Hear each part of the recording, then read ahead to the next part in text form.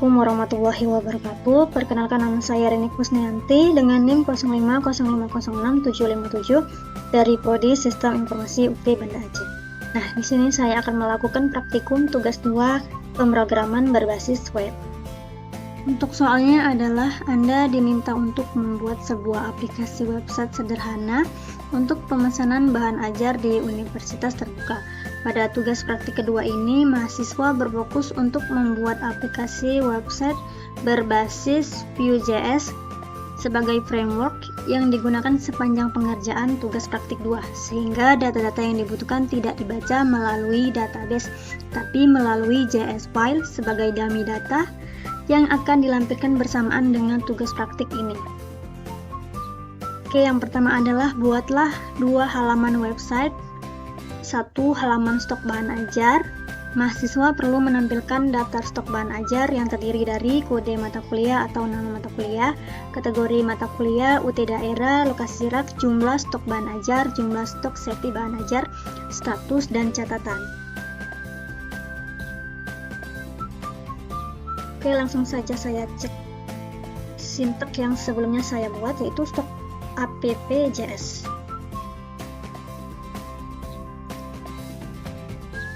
Oke, data diambil dari data bahan ajar.js ya.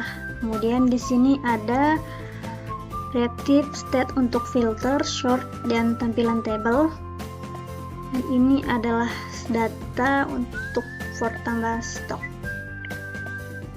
Kemudian terdapat fitur untuk mengedit stok data bahan ajar. Nah, untuk mengedit ada di sini ya. Sini ada judul, kategori, UPBJJ, lokasi rak, harga. Kemudian di sini ada fitur delete item. Ini ya. Oke, untuk selanjutnya terdapat fitur melakukan filter dan sort data stock.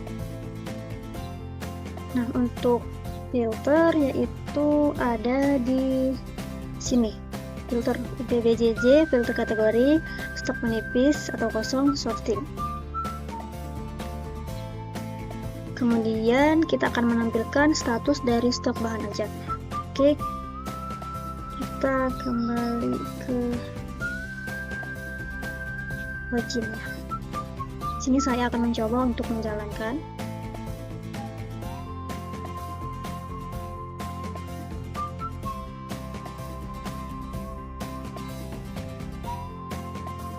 Berikut adalah tampilan halaman login.html.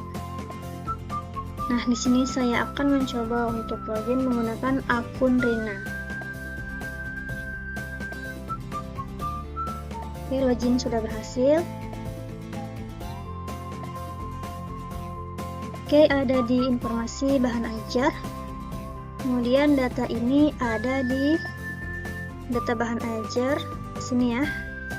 Oke, di sini saya akan mencoba untuk uji coba ya. Terdapat filter stok berdasarkan UT daerah. Terdiri pilihan dari seluruh UT daerah dan daftar setiap UT daerah. Kategori mata kuliah. Oke, kita pilih PJJ Jakarta. Kategori MK wajib. Ini adalah MK wajibnya ya. Kemudian fitur filter dapat diset ulang atau reset. Oke, untuk meresetnya adalah klik tombol yang ini. Oke, sudah berhasil direset ya. Oke, kemudian implementasikan dependent option seperti misalkan ketika memilih filter stok berdasarkan UT daerah, baru akan memunculkan filter untuk kategori mata kuliah.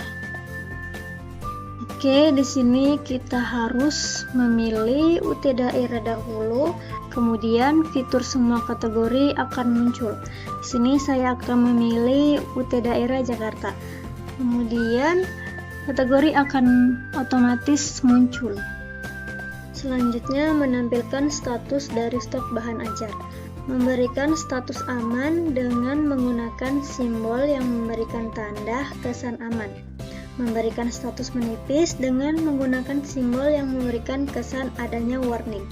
Memberikan status kosong dengan menggunakan simbol yang memberikan kesan adanya bahaya.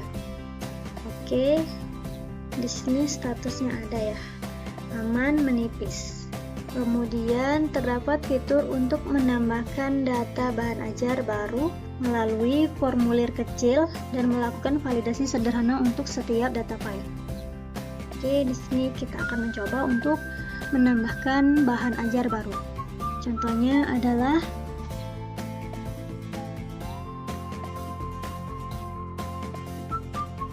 oke, kita simpan. Data bahan ajar sudah berhasil ditambahkan ya. Oke, sudah muncul ya pemrograman berbasis web. Oke, untuk selanjutnya tracking delivery order atau DO. Halaman ini menampilkan halaman untuk tracking status pengiriman DO bahan ajar seperti pada tugas praktik 1. Tetapi di sini perlu menerapkan penggunaan framework Vue.js. Oke, dia ada di tracking.html ya. Nah, di sini ada v-if dan v-for untuk perulangan. Kemudian terdapat fitur untuk menambahkan input delivery order yang baru. Nomor DO di mana tergenerate otomatis, penomorannya terdiri dari DO tahun berjalan sequence number. Misal DO 2025-001 untuk data awal. Selanjutnya, jika sudah ada data tracking terbaru menjadi DO 2025-002. Nah, di sini ada auto generate nomor DO ketika submit. Kemudian NIM diisi secara manual oleh pengguna, nama diisi secara manual oleh pengguna, ekspedisi dipilih oleh pengguna, paket bahan ajar dipilih oleh pengguna. Gunakan elemen select. Setelah memilih paket, akan muncul detail isi paket bahan ajar di bawah elemen select untuk memberikan informasi. Tanggal kirim dapat diisi manual ataupun menggunakan fungsi date. Total harga diambil dari data pada array of object. Oke, di sini saya akan mencoba untuk menambahkan nama saya ya.